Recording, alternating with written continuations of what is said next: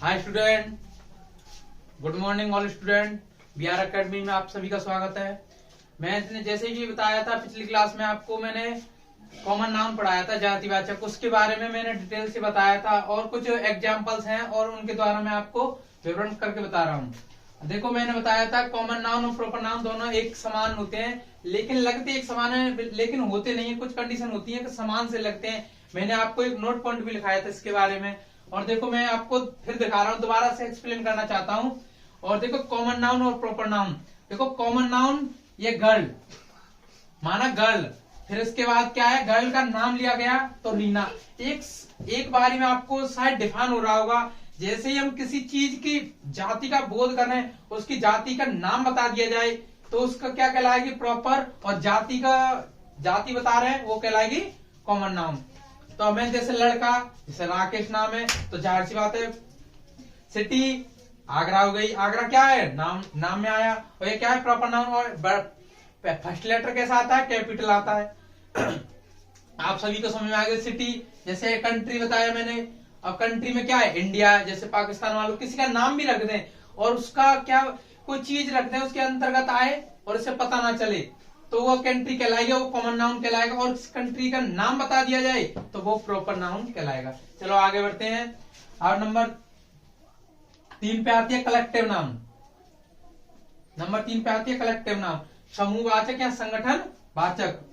Collective noun is the name of collective person of things. Collective noun is the person name of collective person और things. किसी वस्तु या व्यक्तियों के संगठन को बोध कराए उसे समूहवाचक या संगठनवाचक कहलाती है। जैसे कहीं पे भी आपको किसी का भी एक तरीके का बोध हो, आपको किसी भी ग्रुप का नाम पता चल जाए, जैसे जूरी मेंबर बोलते हैं, जो जजों का वो होता है, जजों का ग्रुप होता है, उसे जूरी मेंबर कहा जाता है, तो वो क्या कहलाया, एक संगठन कहलाया। इसमें हमें डिफाइन होता है, अगर एक पुलिस वाला या सारे पुलिस वाले को अपनी यूनिटी दर्शाता है, जैसे आर्मी वाला अपनी कम्युनिटी को भी दर्शाता है। एक आर्मी वाला अपनी बोलेंगे हम सभी आर्मी वाला है। स्कूल में एक बच्चा पढ़ रहा हो चाहे 1000 बच्चे पढ़ रहे हैं तो उसमें क्या आएंगे, एक कलेक्टिव आएगा, समूह आएगा। और जैसे ही समझ, स्कूल, क्लास, टीचर, बहुत सारे एग्जाम्पल है इसके, तो आपको समझ में आ गया होगा। तो समूह किसी शब्द या वस्तुओं के समूह के नाम को समूह या संगठनवाचक संज्ञा कहते हैं। एक से अधिक चीज हो उसका कोई समूह बन जाए उसे भी संगठन वाचक या समूहवाचक कहते हैं। चलो आगे बढ़ते हैं। हाँ, तो देखो बच्चों, देखो मैंने बताया था अभी यूनिटी के बारे में या समुदाय के बारे में। आर्मी एक यूनिटी है और पुलिस एक unity, class unity, school, crowd, head बोलते हैं इसको, पशुओं का समूह। क्राउड मान बोलते हैं भीड़, जब किसी की भी भीड़ हो सकती है। तो हमें क्या मिला, एक से अधिक चीज मिली या भीड़ मिल रही है हमें, या समूह या संगठन मिल रहा है, उसे ही समूह या संगठनवाचक कहते हैं। चलो आगे बढ़ते हैं 4 नंबर पर। यहाँ डी, मटेरियल नाउन, पदार्थ या द्रव्य वाचक संज्ञा। इसमें क्या है कि जिस वस्तु से अनेक वस्तु या अन्य वस्तु बनाई जा सके। सीधी सी परेशानी, सीधी सी भाषा में बोले हम आपको तो जैसे एग्जांपल ले लो आप, water, gold, milk, would, colour, iron, etc. अब हम देखते हैं पानी से बहुत चीज बनाई जा सकती है। पानी का दूसरा रूप भी बर्फ बनाई जा सकती है। गोल्ड से अंगूठी बनाई जा सकती है, लहर बनाई जा सकती है। मिल्क, दूध से खोआ, पनीर, छाछ और अन्य वस्तु बनाई जा सकती है। लकड़ी से हमें टेबल बना सकते हैं, दरवाजे बना सकते हैं और बहुत सारी चीजों में प्रयोग करते हैं। कलर, रंगों को रंग बिरंगी चीजें बनाई जा सकती है। आयरन, लोहा से हमें हथौड़ा मिल सकता है। छेनी, पंखे, बहुत सारी चीजें बनाई जा सकती है। कुर्सियां, चाकू, कुल्हाड़ी वगैरह बहुत चीज रखी जा सकती हैं। तो हमें पता चल गया होगा कि एक वस्तु से अन्य वस्तु बनाई जा सके या किसी तरल पदार्थ का भी हमें ज्ञान हो। और इसका एक नोट पॉइंट भी है। नोट पॉइंट पढ़ाते नहीं है, बहुत ज्यादा आप समझते टीचर के हाई लेवल का है, ऐसी कुछ बात नहीं। जब ज्ञान मिल रहा है तो ज्ञान पूर्ण होना जरूरी है और जानकारी होना सबके बारे में जरूरी होता है। अगर मटेरियल नाउन हमने पढ़ लिया ये और किसी ने पूछ लिया कि मटेरियल नाउन में एस लगा दी जाए तो क्या होगा, तो हमें पूर्ण ज्ञान नहीं होगा, तो हम अटक जाएंगे, वहीं की वहीं चुप रह जाएंगे और हमें शर्मिंदगी महसूस होगी।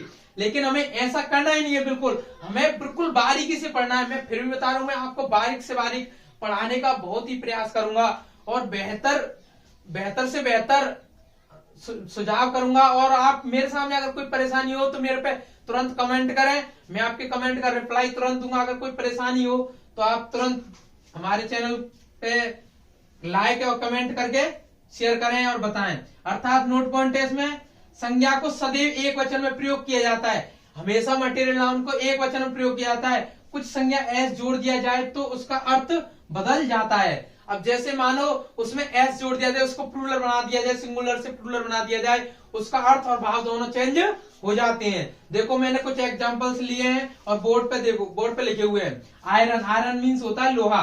अगर लोहे में आयरन कर दिया तो क्या हो गई, जंजीर है, तो वो क्या हो गई, एक यूनिटी दर्शा रही है।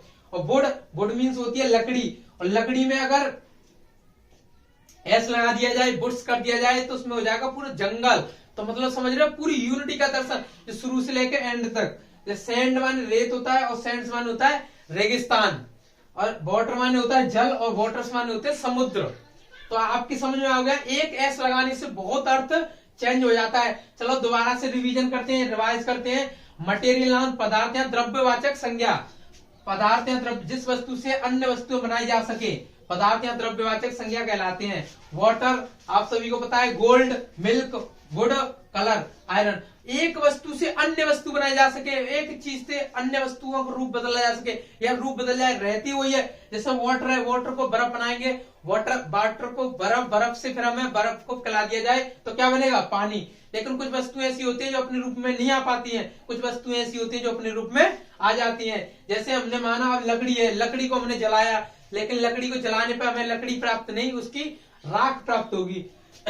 जैसे मिल्क है, मिल्क को हमने जलाया और उसको बनाया तो उस पे हमने मिला खोआ पाया, मावा बोलते हैं उसको, मावा मिला तो मावे को फिर दोबारा से पिघलाएंगे, लेकिन हमें वो खोआ दूध प्राप्त नहीं होगा। तो कुछ वस्तुएं ऐसी हो जो अपनी वापस अवस्था में लौट आती है, कुछ ऐसी हैं जो अपनी वापस अवस्था में नहीं लौट आती हैं। जैसे आयरन को कितना भी पिघला लो लेकिन लोहे की अवस्था में ही आ जाता है, उसका रूप चेंज होता है। जैसे कलर हो गए। तो आप और एक नोट पॉइंट, अर्थात संज्ञा को सदैव एक वचन में प्रयोग किया जाता है। ध्यान रखना, एक वचन में ही प्रयोग किया जाएगा, और कुछ एस लगाकर जोड़ दिया जाए तो उसका अर्थ चेंज हो जाता है। लेकिन रहती क्या है, वो मटेरियल नाउन ही रहती है, मटेरियल नाउन रहती है। चलो आगे बढ़ो। अब्स्ट्रैक्ट नाउन, भाववाचक संज्ञा। जिस संज्ञा से किसी व्यक्ति या वस्तु के गुण, दोष, अवस्था या स्वभाव या दशा का बोध, उसे भाववाचक संज्ञा कहते हैं। जैसे गुण, दोष, भाव, अवस्था, दशा। गुण आप सभी को पता है, गुण सबसे पता है, गुण जैसे अच्छे गुण, बुरे गुण। दोष जैसे कोई चोर है, उसके गुण हो गए अवस्था, बचपन, बुढ़ापा। अब दशा कैसी स्थिति है, ये स्वभाव, ये स्वभाव डिपेंड करता है, गुस्सा में कि नो शांत है, ये पता चलता है।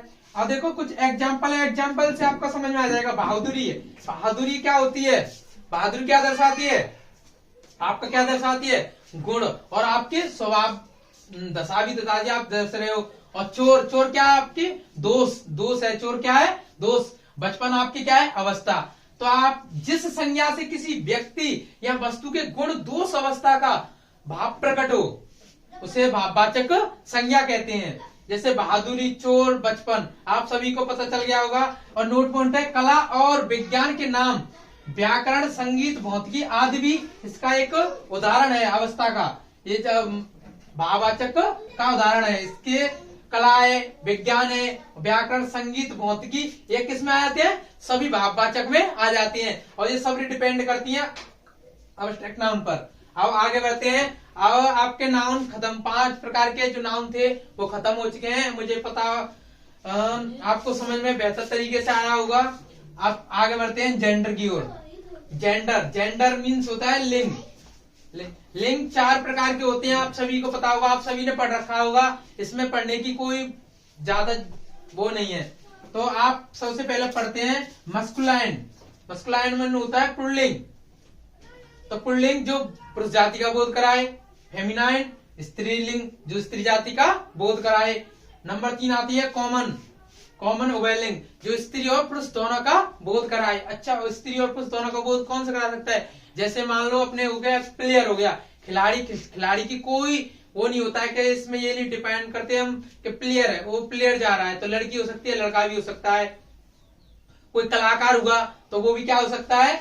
लड़की हो सकती है, लड़का हो सकता है। टीचर हुआ, टीचर में क्या हो सकता है? लड़की हो सकती है, लड़का हो सकता है।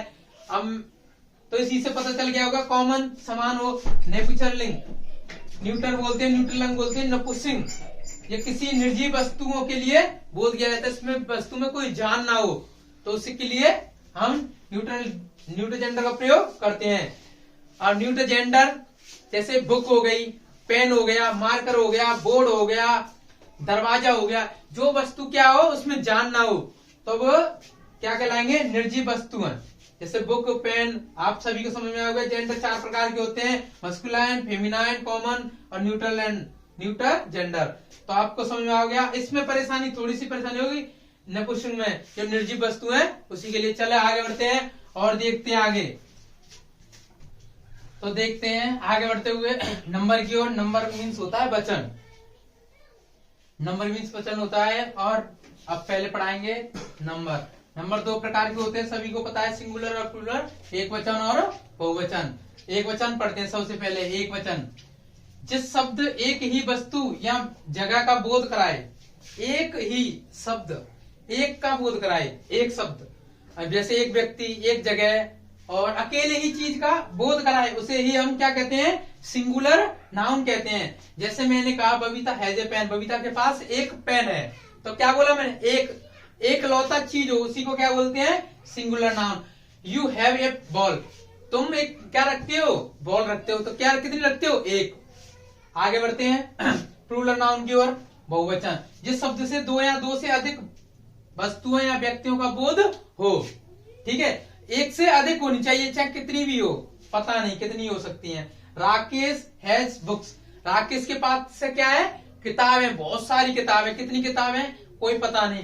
तो क्या होगा? अब मैं बोल दूं जैसे यू हैव काउज, तो तुम कितने गाय रखते हो, कितनी हो गई? पता नहीं। तो ठीक है, इसका एक नोट पॉइंट होता है, कदापि प्लूरल नाउन से पहले ए एन का प्रयोग कदापि नहीं किया जा सकता है, ओनली केवल सिंगुलर नाउन से पहले किया जाता है। ध्यान रखना हमेशा इस पॉइंट को कि प्लूरल नाउन से पहले ए एन का प्रयोग नहीं किया जाता है। तो आप सभी को समझ में आ गया होगा कि एक वचन जो एक ही चीज का बोध हो, और प्लूरल एक से अधिक वस्तुओं का बोध हो या व्यक्तियों का बोध हो। कुछ सिंगुलर नाउन के अंत में ईएस जोड़कर प्लूरल बनाया जाता है, और कुछ सिंगुलर नाउन्स जिनके अंत में X, CH, double S, SH, O, S हो, तो उनके अंत में ईएस जोड़कर प्लूरल बनाया जाता है। जैसे प्लूरल बनाया जाता है, जैसे फॉक्स को हम बोले तो फॉक्स का प्लूरल होगा फॉक्सेज, उसके अंत में क्या आया? एक्स आया, उसके अंत में क्या आया? एक्स आया। जैसे मैंने बोला क्लास, तो क्लास के अंत में क्या बोला? डबल एस आया, क्या आया? Double S. तो डबल एस आने के अर्थ में उसके साथ ही ईएस जोड़ेंगे तो वो क्या जाएगा? प्लूरल नाउन हो जाएगा। कुछ ऐसी होती हैं जो सिंगुलर नाउन होने के बावजूद भी प्लूरल हो जाती हैं। तो आगे बढ़ते हैं, आगे बढ़ते हैं।